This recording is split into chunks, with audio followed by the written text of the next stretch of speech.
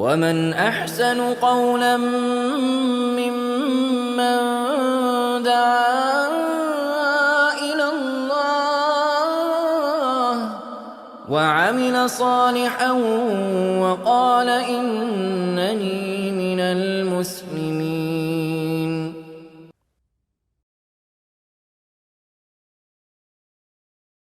Yeah, so I read the King James as well. What do you think about the NIV? I don't agree with it. I don't agree with it too. They changed a lot of verses in it, right? Right. Thousands of words they can change in all these different versions. Add to and take away. Yeah, I saw that they even took some verses out. And even the Jehovah's Witnesses and the New World Translation, they took the Son of Man out. They took a lot of verses out. So you go with the 1611, the original, huh? Right. I like that. Yeah. Translation into English. That's true. Yours is in Arabic. Yeah. So you know that hasn't been through translation. 100%. I like you. Yeah. But the translation is important for God-fearers because they aren't going to go, well, this one's okay. I'll pick and choose out of that what I want.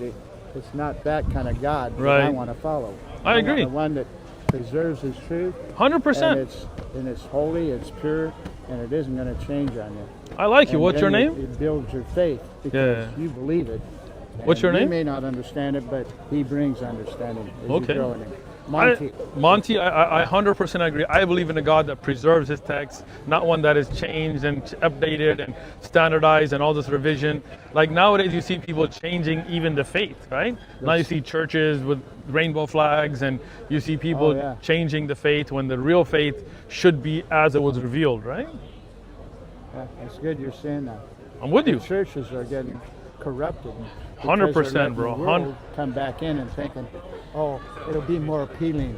Forget appealing. Stick to what's right, right? It's not right, and it's not going to be appealing to God. So if you stay true to God, He has a way of interpreting this, and it doesn't return void. Since you have yours, I preach a lot out here. I've been doing this for years. How long have you been preaching? Speak in faith. How long you? What I'm saying. And how long? Brings an unction. How long you been? It's Him because I couldn't. How long you been preaching? I gave my life back clear back in '77. Ooh, man, you've been preaching longer than I've been alive. Ooh, Monty, you're putting work in. I got a question since you have your Bible. Can you open up 2 Kings 8:26? 2 Kings 8:26. Yeah. Let me just take a look at it. Yeah, because you've been preaching for more than I've been alive, so I wanna get some knowledge from you. 2 Kings, 8:26.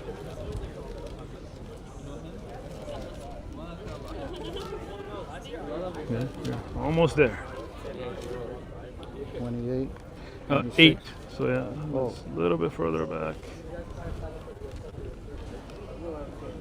You have a nice print. 2 Kings. Yeah. I had one kind of like that one. Almost. Yeah, I like the big font now, so. Oh, it's chapter 8. Yeah, almost. I think one more page back, yeah. Yeah, those pages probably haven't been turned in a long time. Should we just move out of the way? Because I think we're in the middle of this. Yeah, no problem. Let's move down. They come out in the middle. Yeah, they come out in the middle. Down right here. Right? This corridor. So we're going to be in the middle too. Can you move to the next page? Sorry. What was it? 8:26. So 7, 8. Oh, it's 21. One more page. 21's right at the bottom. Yeah, 26. 21? 26. Oh. Right here, yeah. So 20 years old. Yeah, was Isaiah when he began to reign, right? And he reigned 1 year in Jerusalem, and his mother's name was Athaliah, the granddaughter of Ronnie, right? So Isaiah was 22 years old when he became king, and he reigned 1 year in Jerusalem, right? I'm not sure about that. Isaiah, if that isn't the full name of a king. Well, I mean, we see his mother's name is Athaliah, the granddaughter of Omri, so we definitely know who it is. It comes back to Isaiah. Yeah, Ahaziah? Is that how you say it? Ahaziah. Just another way to say it. Okay. So he was 22 when he became king, and he ruled 1 year in Jerusalem, right? Yeah, that king did. Yeah. Oh, Isaiah? Ahaziah? He was a prophet. Okay, you got to make sure you're talking about So I'm talking about this king, who is the son of Athaliah and the grandson. Okay. Yeah. That's So. okay. Yeah. So That's not Isaiah then. yeah. That's just Isaiah. a king. Yeah. It's getting close to the Similar sound the same, but it isn't sounds. the Yeah. same thing. But the one who was a king, and his mother's name was Athaliah, the granddaughter of the king Umri, he became king at 22 and ruled for 1 year, right? That's what it says. That's what it says. So if we open 2 Chronicles now, It's going to show an error. I know it is. oh man, you know it already. So, okay, what now? 2 Chronicles. Oh, you're clearing the No, Chronicles. yeah, it's not that far. Wasn't bad. 2 Chronicles, perfect. 22:2. Just a little bit back. There's 24. Oh, I think we went too far. 21, 22. Yeah. 22:2. Can you read it with me? Starts right at the top here. Yeah, 22. And the that's- inhabitants of Jerusalem made Ahaziah, Yeah. his youngest son, king in his stead. Okay. For the band of men that came with the Arabians to the camp had slain all the elders. Okay. So Ahaziah, the son of Jehoram, Yep. the king of Judah, reigned 42 years. That's So going into 40 and 2 years old was Ahaziah when he became king and reigned 1 year in Jerusalem.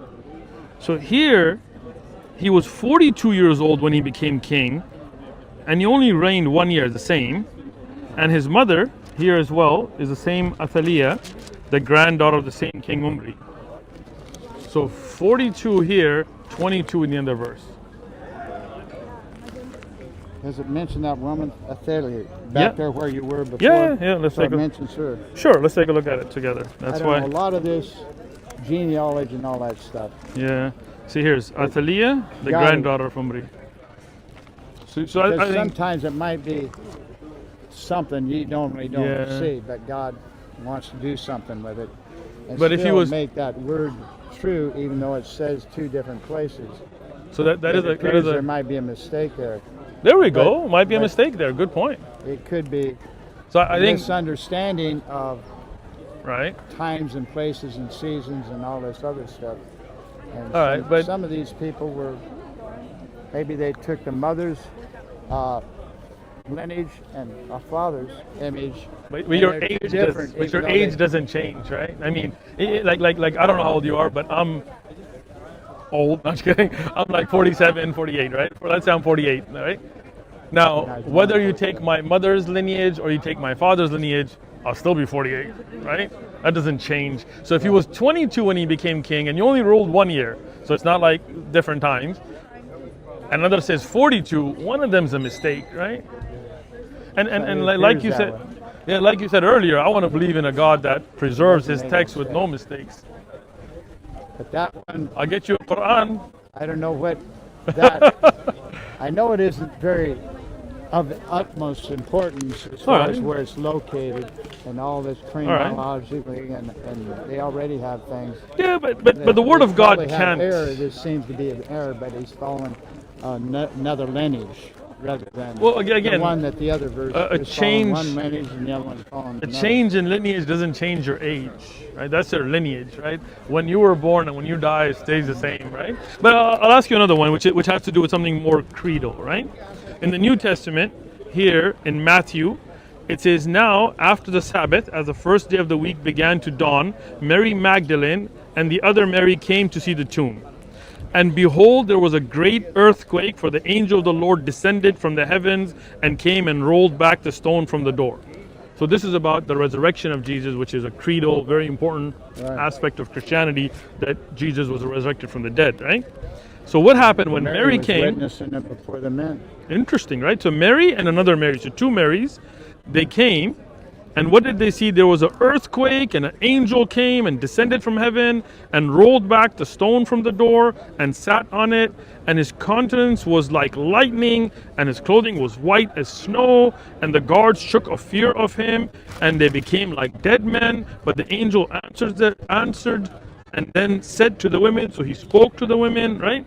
Do not be afraid. And it said the angel answered and said to the women, do not be afraid. So this is what happened. Mary went back with another Mary, and then an angel came down, an earthquake, and he rolled the stone away, and he spoke to them, right? But when I look, how's that end? Oh, yeah, it keeps going. You keep, yeah. He is not here. For he has risen.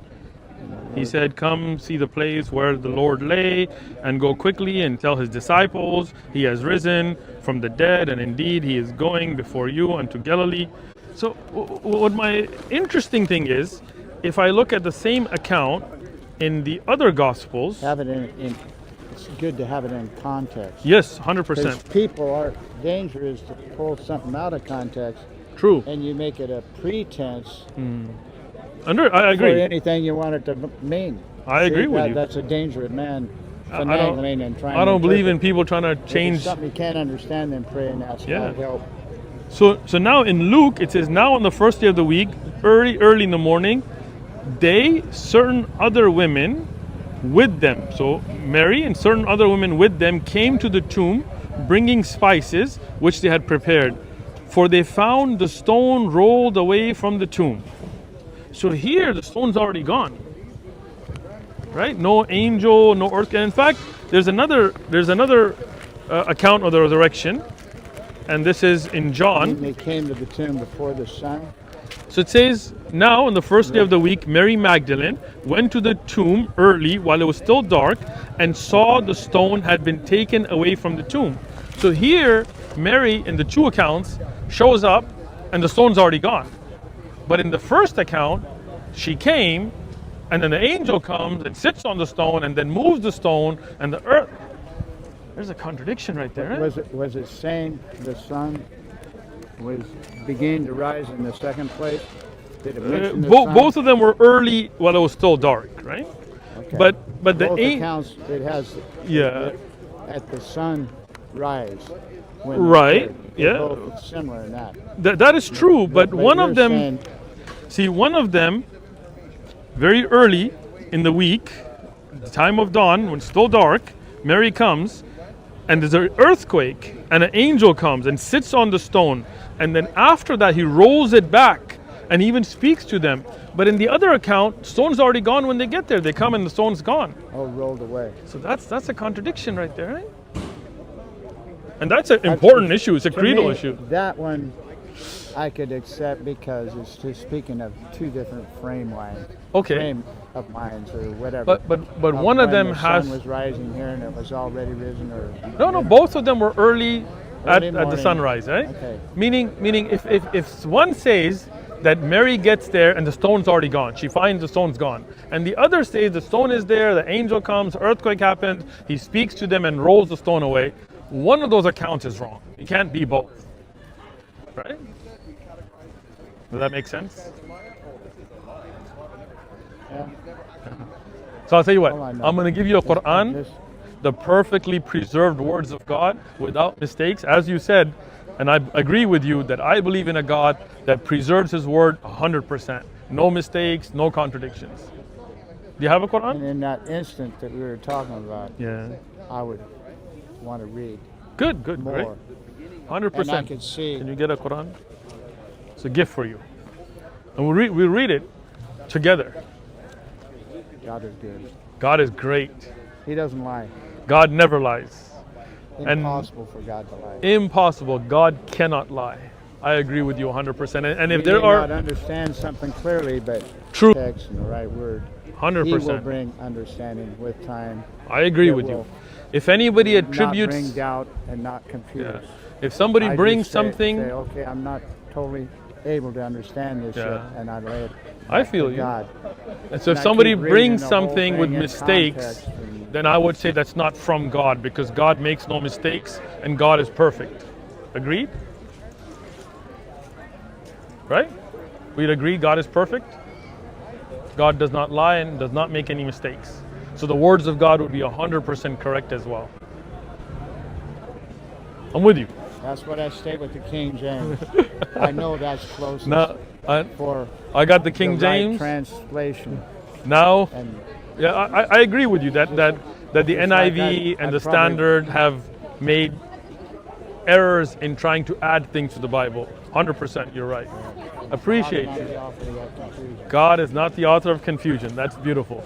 Appreciate you. أحسن قولا ممن دعا إلى الله وعمل صالحا وقال إنني